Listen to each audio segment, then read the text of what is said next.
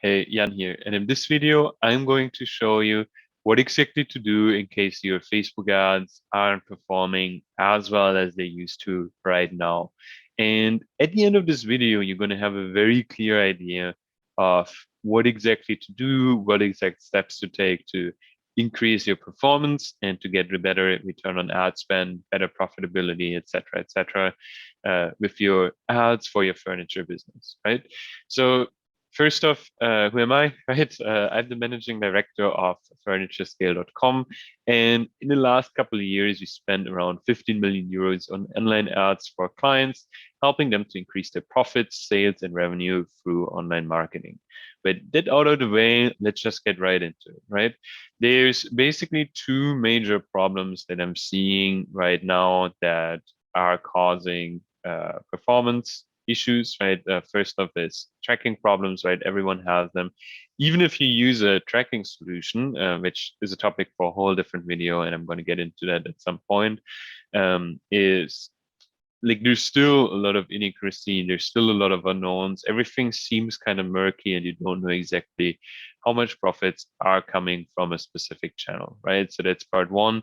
And then also because of that, and because of the increased inaccuracy that the Facebook tracking has, the algorithm just can't optimize properly. That's part one. Part two is the user count of Facebook stagnating, right? And the general competition on the platform increasing because of this. Facebook has been a growth company over the last couple of years. It was always growing 20, 30% year over year, something along those lines. But if you actually look at their US user count, if you look at their user count in countries like Germany, the UK, Denmark, even, right, all those places, um, the user count wasn't actually growing that much. And the majority of the user count that was increasing was actually in developing countries, right? So places like South America, India, Southeast Asia, etc. So Facebook was generating more users there, but overall, the countries that aren't developing, right? The essentially first world countries, if you want to call them that, you basically don't have a lot of user growth looking at the last couple of years. And the reason why that is the case is because, well, at some point, everyone just who is interested in being on the network is on the network, right? And then some people, they stop using it, some new ones come over. And overall, it's just a stagnation since a couple of years already.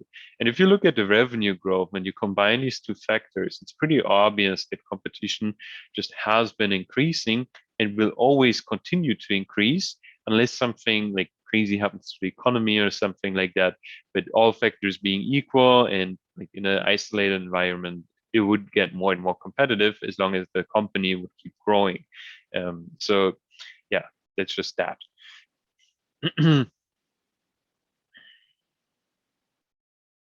Then what you can do to actually fix it. Now, there's a couple different things. Essentially, first, what I'm going to cover is the pieces that need to happen on Facebook itself, right? Where you can check yourself. And then as a second thing, what you need to look at is um, like what other things outside of the platform can I do that will increase my online marketing performance, right? So first off, what you can fix on the platform specifically is what I'm going to cover. And the first thing is creative testing volume, right? So are there enough creatives being tested in the first place, right? So depending on what you're spending, there's certain numbers in terms of how much should be tested at any given point in time. Also, depending on the frequency you're getting in the ad account, etc. And you need to test quite a bit of volume. The reason why that is the case is because what's happening is those platforms, right? Facebook, Instagram, those are not intent-driven platforms, right? Google, for example, it's an intent-driven platform. Someone types in red sofa and they're going to want to buy a red sofa, right?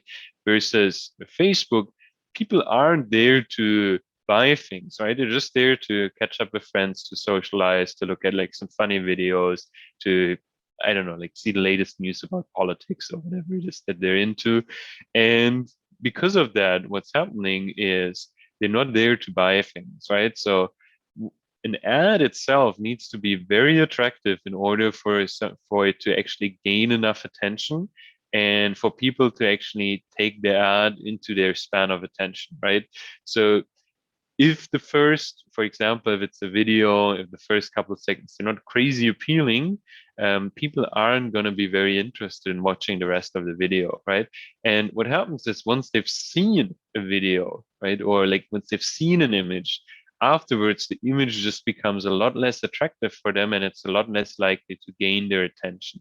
And that's why it's so important to test very high volume, because only through that you can have always new ads that are actually functional, right? Because otherwise, eventually things are just going to fatigue, right? Things become stale for people. They're not being quote unquote entertained. They're not releasing dopamine when they're seeing ads anymore. And because of that, things just tend to go down. That's part one. Part two is it's also not just how much you're testing, right? It's also the quality of the things you're testing, right? So one example is like you can test 1,000 ads, right? And they're all like pretty bad creatives, right? It would be a lot better to invest all of those testing resources instead into one creative that's actually good and that is very likely to perform, right? Because if that's not the case, and you're just burning money unnecessarily on doing all of these tests and you're just kind of spinning your wheels, right? Now, another thing is even if you have even if you have a um, tracking solution, right? For example, there's Hyros, there's Wicked Reports. It depends on your specific situation. We can make a recommendation, right? Sometimes those things aren't even necessary, depending on a couple of different factors. So you can definitely ask us, or I cover this in another video. Just paste it in the comments and I'll work it in. But basically, understanding tracking is so crucial, right? Even if you have a functional tracking solution, at the end of the day, there's always going to be a lot of inaccuracy. It's always going to affect other marketing channels as well in a different way, right? So, for example, if you run a Facebook ad, it may be impacting the effectiveness of your Google ads, right? By how much, how to determine it, etc., etc. It's just something that needs to be understood, because if not, what's happening is you're looking at your results and they may look great, right? But then maybe the time frame you're looking at, things were just overtracked, right? So it was just like maybe the pixel fired more events than it should have, right? Or maybe it fired way too little ads, right? And you have barely any control and you can't sleep well knowing that you're controlling your ads properly because of this, because it's just completely random and you don't have any control over it otherwise, right? So that's kind of I think it's the third part. And then the next thing is optimizing the testing structure based of those things, right? If you have the right metrics, if you're testing enough, if you're testing with high quality, right? How do you actually put it all together in terms of a testing strategy, right? So that's kind of the third thing. Like if there's no good testing strategy in place, it's just doomed to fail, right? Because think about it. Like you're testing things that don't make sense, it's just not going to work, right?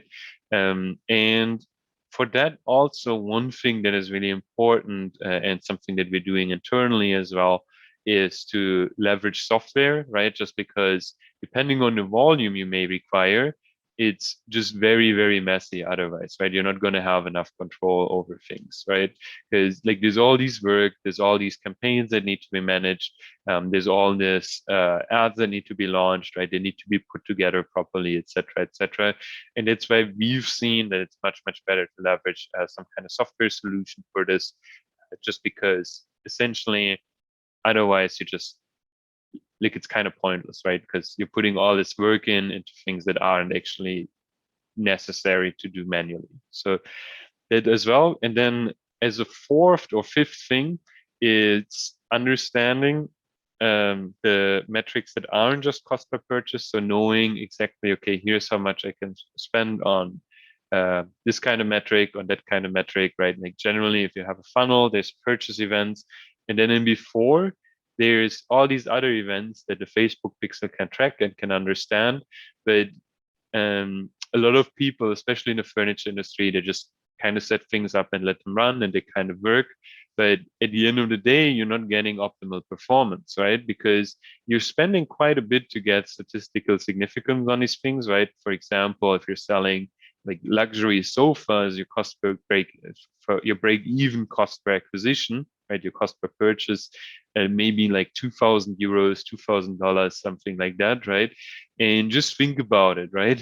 Like how much would you have to spend to actually understand if an ad is working or not? And that's why it's really important to look at these smaller metrics as well. Now there's a lot of them and it gets quite complex, and that's essentially another reason to leverage software for this, just because otherwise it just becomes really, really messy, right? Like it's all these ads that are live that shouldn't be live. They're just pulling down the account and you're just spending much more in testing than you would have to otherwise, right? So at the end of the day, you're not getting the profits that you could be getting as a max with your market position, with your kind of products, etc., etc. Now, this is specifically for Facebook, right? A lot of these things, they actually do apply to other networks, right? Like if it's a social media network, you can pretty much apply the same principles. At the end of the day, the variables, they're always fairly similar, right? Now, the next thing is branching into other channels, right? So diversifying outside of Facebook. It's generally not a good idea to be very reliant on any specific platform, even if it's two platforms. The more diversified you can be, the better. Just because those platforms, they're private networks, right? Like it's like a nightclub or like a bar or something, or a golf club, right? Like a golf club, they can just kick people out if they don't want to have them in there, like if someone misbehaves or something like that, right? And with Facebook, it just, you can imagine it like a really, really big golf club, essentially, right? So you have like 50,000 members in a specific golf club, right? And then like if it looks like someone is kind of like misbehaving, they're just going to kick them out because they have enough members anyways, right? That's kind of the position that like a normal company has with Facebook, unless you're like Apple or Amazon or something like that. It's not going to be any different for you, honestly, right? So there's always that risk of like those private networks just shutting you down, right? And then you can't advertise anymore. Like there used to be workarounds for this, but I feel like the window is definitely closing on it. So definitely makes sense to be diversified just to have that extra layer of safety, right? Now, what are these networks, right? What are the networks that actually make sense for this industry? Pinterest directly comes to mind, right? It's also pretty similar to Facebook. It's very discovery based. TikTok is great and probably has the most long-term potential, honestly. The content on there is very short-lived. So generally, if you have like a creative, and on Facebook it would last like a month or something, on TikTok it would last 2 weeks, right? And Facebook is already crazy short-lived, right? So you need even more volume with TikTok. But it's generally a good opportunity because, well, the user count keeps growing, right? It's growing like crazy. It's actually gaining a lot of the users that Facebook was having, right? Or Instagram was having, because it's slowly penetrating those older demographics as well, step by step.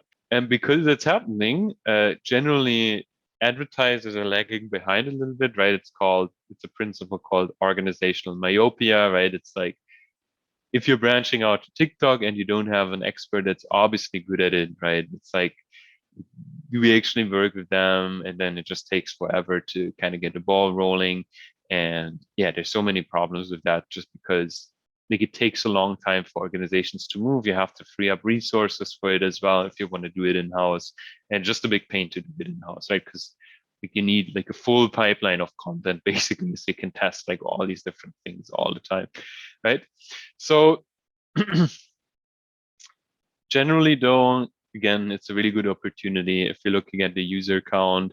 If you're looking at how much is being spent per user on advertising, it's much less on TikTok currently. I think it's an eighth or a seventh of what is being spent on the Facebook networks, Facebook and Instagram, right? So it's an obviously good thing to get into potentially, right?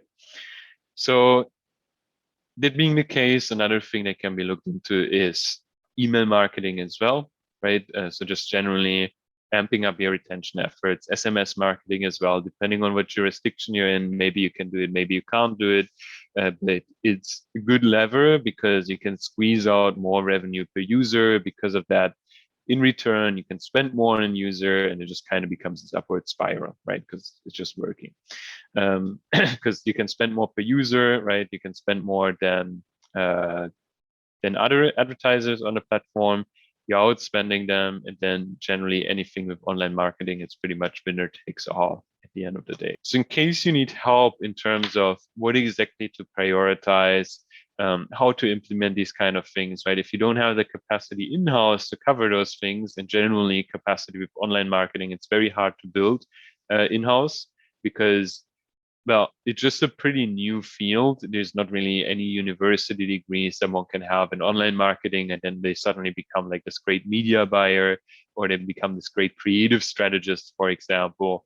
There's not really any sort of like education that covers it, right? So the talent pool is fairly small at the end of the day. And yeah, in case you're interested in like collaboration or also just figuring out what to prioritize, right?